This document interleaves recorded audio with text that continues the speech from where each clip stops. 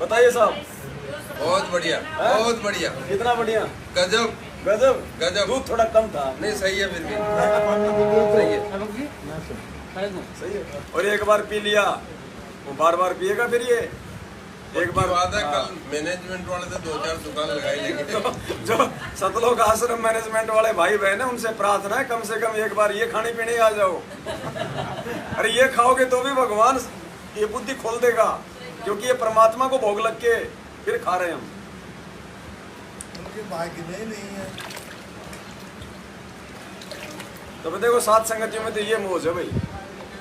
यहाँ तो परमात्मा बिल्कुल फॉरफिट रखते हैं, बंदी छोड़ बिल्कुल भंडारा करा के छिका के बैठाते हैं। उसके बाद में बीच बीच में चाय राम, अब गर्मी है तो तरबूज राम आ गई, सर्दी है तो काजू केसर पिस्ता का दूध राम, बीच बीच में चाय राम है। और जो भी इच्छा हो जाए मालिक की दया से, कॉफी राम और मूंगफली राम, गुड़ राम। अगली बार कोई सात संगति की हो सकता है हम रात को चीकू का जूस निकाल लें, तो चीकू का जूस निकालना भी आपको दिखाएंगे स्पेशल कैसे बनता है, देखना आप। और आज तो इतना हमारे पास में इतना समय नहीं रहा, नहीं तो सुबह नाश्ते में हम भगत भाई बहनों को बिरयानी खिलाते, बिरयानी चावल की बिरयानी। अब उसमें क्या क्या डलता है पता है आपको बिरयानी में? परमात्मा की दया से उसमें डलता है गाजर, मटर, बीन, सोयाबीन, पनीर, पीनट, छोले, राजमा, काजू, किशमिश, साउथ इंडियन ग्रेवी और बासमती चावल, ऊपर से भुने हुए प्याज, चाट मसाला, ये सारे आइटम उसमें डलते हैं। और वो बिरयानी जो एक बार खा लेगा परमात्मा को भोग लगी हुई, वो फिर खोजता फिरता है कि वो कहाँ मिलेगा, वो पवन दास कहाँ मिलेगा। उसको पकड़ो और उसे बिरयानी बनवाओ। और जिसने ये जूस पी लिया ना वो भी ये कहेगा अगली बार अगर उसको छुट्टी भी नहीं मिलेगी ना तो वो ले लेगा कि कोई दिक्कत नहीं, 500 रुपए का नुकसान हो रहा है होने तो नौकरी का, लेकिन वहां चल के जूस पियेंगे। अब भगत भाई बहन इतने तैयार हो चुके हैं सुन के जूस की महिमा, ये सोच रहे हैं कि कब आएगा। हाँ जी, चम्मच दो जी इनको। अभी तक पिए नहीं क्या आप? नहीं पी तो लिया, खाया नहीं है। इन मानना, मैं तो पहले इतना नीच आदमी था, इतना निकम्मा आदमी था, मुझे तो आज बोलने में कोई शर्म भी नहीं आती, क्योंकि सबको पता है और छुपाने से कोई मतलब भी नहीं है उन बातों का। आज परमेश्वर ने दया बख्शी है। मैं तो नाम दीक्षा लेने से पहले इतना गिरा हुआ इंसान था सामाजिक स्तर पे जिसकी कोई हद नहीं है। मुझे बोलने में कोई शर्म नहीं है पुण्यात्माओं, क्योंकि परमात्मा ने सत का मार्ग बता दिया। मेरे तो अनेक माता बहनों के साथ में जो है मेरे मल के संपर्क थे। उस समय मुझे इतना आनंद नहीं आता था जितना आनंद आज मुझे इस परमात्मा की सेवाओं में संघर्ष करते हुए आ रहा है। जो आनंद मुझे उस समय उस काल की व्यवस्थाओं में नहीं आता था, उससे कहीं लाखों गुना आनंद आज मुझे इस भगवान की सेवा में आता है। पुण्यात्माओं, ये सत का मार्ग है। दास की भक्तमती भी यही बैठी है, दास की मां भी यही बैठी है, वो भी सुन रहे हैं। फिर भी दास कह रहा है कि नाम दीक्षा लेने से पहले मेरे अनेक माता बहनों के साथ में मेरे गैर संबंध थे।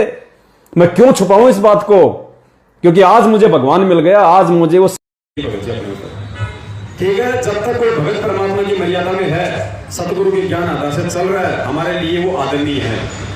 हम उससे मिले बैठे सारे काम करेंगे उससे। लेकिन जिस दिन लगा कि ये भगत परमात्मा की मर्यादाओं से खिलाफ है, भगत जी को कुछ नहीं लगता, ये नेपाल से भगत आत्माएं आई हैं, ये मेरी कोई रिश्तेदार थोड़ी है आप और हमारी, कभी मिले हैं क्या अपने इनसे? कभी बहुत से शक्ल आज देखी है, फिर भी इनको एक अदृश्य शक्ति यहाँ खींच के लाई है। वो कौन है? गुरु जी का ज्ञान। और आप और हम केवल ज्ञान के रिश्ते में बंधे हुए हैं। ये बहन अगर आई है, या अगर मैं इसको बहन कह रहा हूं, तो केवल ज्ञान आधार से ये मेरी बहन है और ये मेरे भाई हैं।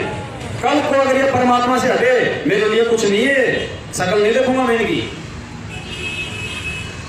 केवल परमात्मा के पीछे चलना है, तब ही यहां से भगत जी बेड़ा पार होगा, परमात्मा प्रसन्न होगा। और जब परमात्मा दया करेंगे, जब ऐसा कोई समय आएगा कि संगत समझ गई परमात्मा की दया हो रही है और परमात्मा उस समय देखो प्रेरणा करेंगे, तो भगत जी कानूनी कार्रवाई भी होगी। बाकी आज भगत जी दास की तो देखो औकात है ही नहीं। दास तो पानी पतासे का ठेला लगाता है पानी पतासे का ठेला लगाता है। 8 मेंबर हैं परिवार में, 2 बच्चे हैं, वर्धमती है, 2 मेरे छोटे भाई के बच्चे हैं और मेरे माता पिता हैं। छोटा भाई जो है शराब पीता है, गांव में रहता है, वो कभी आता नहीं, बच्चों को यहाँ छोड़ गया जब से उसके भक्तमती सत्साहिब। हेलो हेलो यहाँ पकड़े। हेलो हेलो, नाम परमात्मा ने सबको दिलवा दिया था, लेकिन उनकी शराब नहीं छूटी भाई की। तो भी जब उस समय इस दास को किसी की जरूरत नहीं पड़ी तो अब क्या पड़ेगी भाई। अब तो लोग खुद ही आते हैं, आंधी की तरह आते हैं और तूफान की तरह भाग जाते हैं, मालूम ही नहीं पड़ता कभी था साथ संगति में। तो पुण्यात्माओं, ये आप लोगों का सौभाग्य है जो आप दूर बैठे हुए हैं और दूर बैठ के ही आप जी ये बातें सुनते रहिए, क्योंकि मुझ पवन दास के जो संपर्क में आएगा वो पुण्यात्माओं बर्बाद होगा ही होगा, वो भक्ति से दूर होगा ही होगा। आपके ऊपर इतने इल्जाम है सर, आपके ऊपर इतने इल्जाम झूठे कैसे हैं आपके ऊपर? आपके गुंडे इतने खड़े थे वहाँ पे, हजारों आदमी हरियाणा पुलिस से। मेरे नीचे राष्ट्रीय समाज सेवा समिति। नहीं तो आपकी समिति है? अरे आपकी समिति है बाबा। देखी है बरवाला कांड में, ये दास था वहां पे, कमांडो बना हुआ था इन दुष्टों की उस गंदी हरकत के चलते।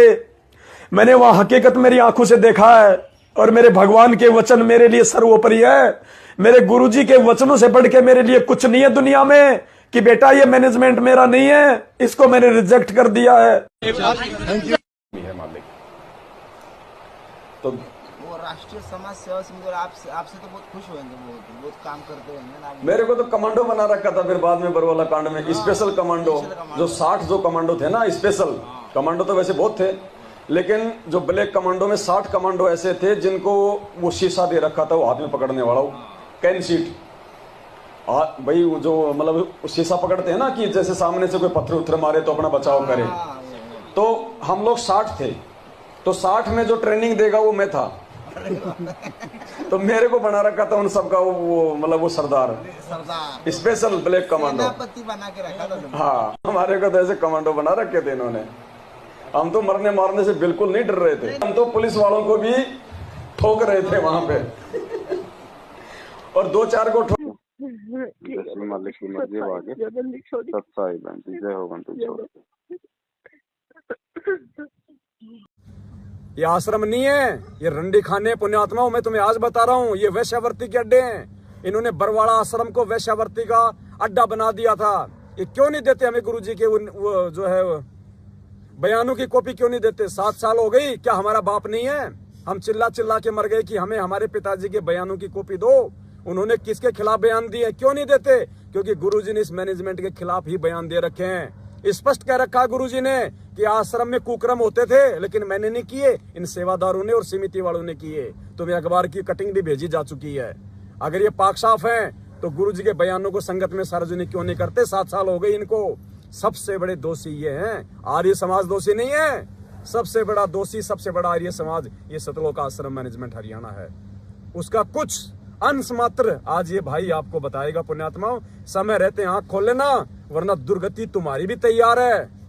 परमात्मा यही देख रहा है कि क्या कर रहे हैं। इतना ज्ञान लेने के बाद में डर, भय, चापलूसी में जी रहे हैं या मेरे सत्सेवक बच्चों के साथ मिलकर सच्चाई का प्रचार कर रहे हैं। आगे आपको भगत जी बताएंगे, ध्यान से सुनना। सत्साहेब बंदी छोड़ सतगुरुदेव रामपाल जी भगवान की जय हो। भक्तों रिकॉर्ड हो जाएगी क्या? थोड़ा मालिक दया करे, रिकॉर्ड हो जाएगी, रिकॉर्ड हो जाएगी।